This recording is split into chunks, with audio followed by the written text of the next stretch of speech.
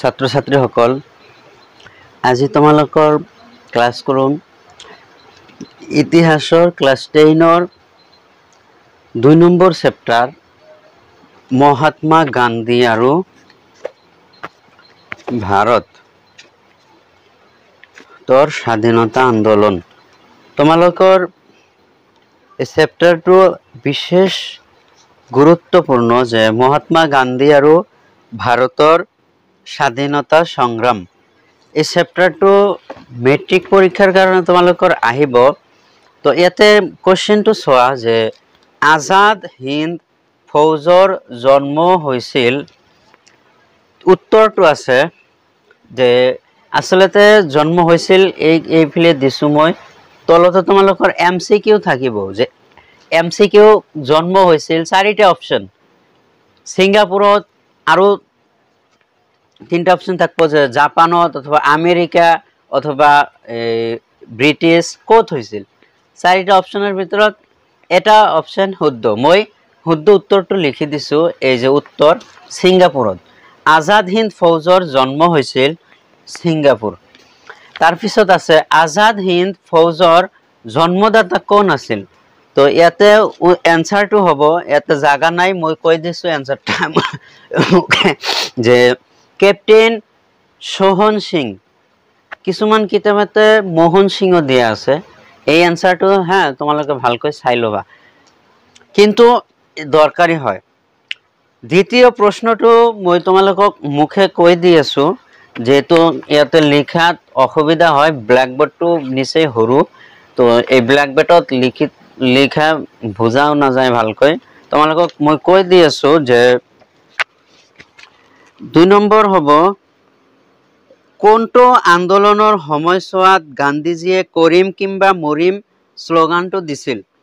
Option A আইন অমান্য আন্দোলনত, অপশন বি অসহযোগ আন্দোলনত, সি ভাৰত ত্যাগ আন্দোলনত, ডি খিলাফত আন্দোলনত। তো উত্তৰটো হ'ব সি ভাৰত ত্যাগ আন্দোলনত। এই কোৱেশ্চনটো তোমালোকে পালা। আৰু 2 নম্বৰ কোৱেশ্চনটো হ'ব 4 নম্বৰটো হ'ব 1932 চনত সাম্প্ৰদায়িক বাটোৱাৰা ঘোষণা কৰা ব্ৰিটিছ প্ৰধানমন্ত্ৰীজন আছিল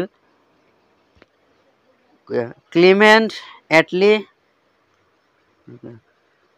Winston Churchill, Ramsay MacDonald, Theresa মেই।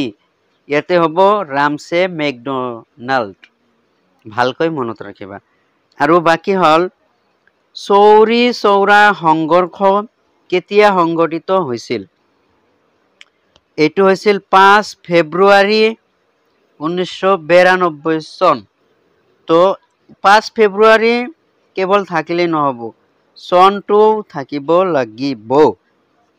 আৰু ব্ৰিটিছ সংসদে কেতিয়া ভাৰত স্বাধীন আইনৰ অনুমোদন জনাইছিল, যে জুলাই 1947 চনত অনুমোদন জনাইছিল। গতিকে তোমালোকে পালা যে এই কেইটা 6টা প্ৰশ্ন উত্তৰ পালা। তো মই নেক্সট ভিডিঅ'ত আৰু ইয়াতে লিখি ভালকৈ বুজাই দিয়াৰ চেষ্টা কৰিম। আৰু এতিয়া তোমালোকৰ মই ডাইৰেক্টলি কিতাপখনত ফটো তুলি কিতাপখন ভিডিঅ' কৰি তোমালোকক এনসাৰ আৰু কোৱেশ্চন এনসাৰ দি আছো। তোমালোকৰ এইবিলাক খুবেই দৰকাৰী প্ৰশ্ন এনসাৰ হ'ব মই যিবিলাক দি আছো। গতিকে তোমালোকে ভিডিঅ'টো চাই যাবা। কেৱল এনেকুৱাকৈ ক'লে তোমালোকে ধৰিব নোৱাৰিবা। সেইকাৰণে আৰু এটা এনসাৰ কৈ মই তোমালোকক ভিডিঅ' দিম। প্ৰশ্নটো হ'ল ব্ৰিটিছ চৰকাৰে কেতিয়া ভাৰতলৈ কেবিনেট মিছন পঠিয়াইছিল। তো এনসাৰটো হ'ব 1946 চনৰ মাৰ্চ মাহত। এইখিনি আৰু বাকীখিনি মই তোমালোকক ভিডিঅ'ৰ ইফালে দি আছো।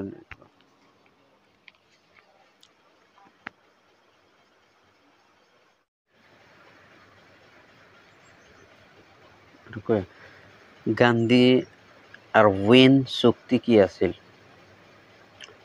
উত্তৰ 1931 চনৰ 5 মাৰ্চ তাৰিখে ভাৰতৰ ভাইচৰয় লৰ্ড আৰউইন আৰু মহাত্মা গান্ধীৰ মাজত এখন বুজাবুজিৰ চুক্তি সম্পন্ন হয়। তাকেই গান্ধী আৰউইন চুক্তি বুলি কোৱা হয়। যদি কয় যে গান্ধী আৰউইন কি আছিল, তেতিয়াহ'লে যে 1931 চনৰ 5 মাৰ্চ তাৰিখে ভাৰতৰ ভাইচৰয় লৰ্ড আৰউইন আৰু গান্ধীৰ মাজত যিখন বুজাবুজি আছিল, সেইখনেই আছিল গান্ধী আৰউইন।